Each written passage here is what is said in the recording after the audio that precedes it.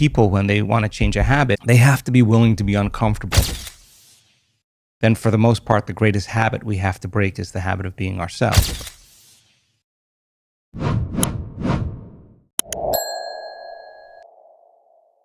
"95% of who we are by the age of 35 is programmed." When I read that in your work, it kind of hit me like a ton of bricks, because I just turned 30. And if what you're saying there is true, without realizing it, there's a puppet master that sits above me that's calling the shots in a way that I don't think I've realized. Is that true? I think if we define a habit as a redundant set of automatic, unconscious thoughts, behaviors, and emotions that's acquired through repetition.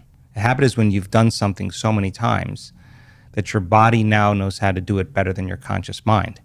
Then it's programmed subconsciously. So then when the body knows how to do it better than the conscious mind, then for the most part, the greatest habit we have to break is the habit of being ourselves, right? So there's a principle in neuroscience that says that nerve cells that fire together wire together.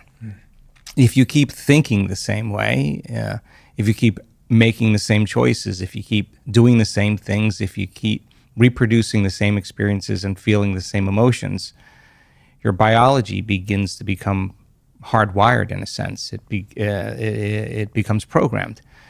So in order to change something, to arrive at a new vision of your future, if you wanted to arrive at a new goal or new vision of your future, you'd have to change something about yourself in order to get there.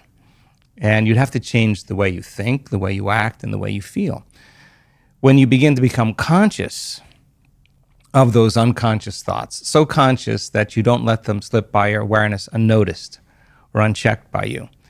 If you catch yourself speaking in a limited way, or you become conscious that you're behaving in a certain way, in a habit, and you can notice or pay attention to how you're feeling, then you're no longer the program. Now your consciousness observing the program. You're only unconscious when you're in the program. And so to change then is to become so conscious that you don't go unconscious again. And in a sense, that is consciousness that is really the puppet master that really decides who we want to be. I think the biggest problem is that people lose their free will to a set of programs. And so their body is basically programmed into a predictable future based on what they've done in the past. So to change that habituation takes an enormous amount of energy, an enormous amount of awareness. Why is this operating system, this program, useful? Because I look at everything the way that I do, and from doing this podcast and speaking to experts, I've stopped thinking that my body is against me. And I've started to realize that there's a reason for these things. There's a reason for the habits and patterns. And so why is this useful? Because it seems to be working against me in so many ways.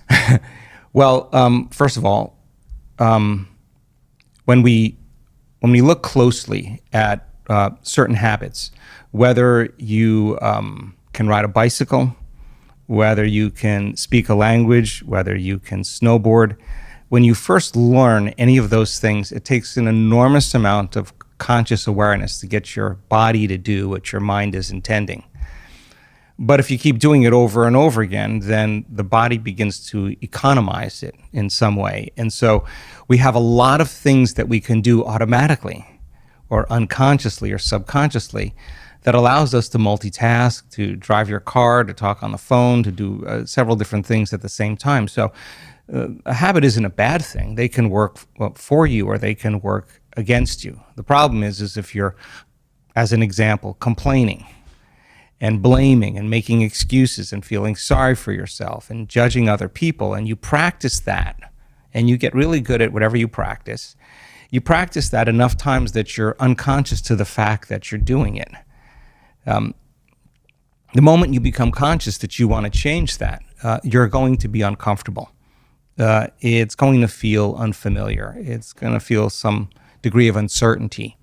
You're leaving kind of familiar known territory and you're stepping into the unknown. And so many people, when they want to change a habit, they have to be willing to be uncomfortable to do it. But habits can work for us. There's a lot of great habits that you and I both have that I would never want to change.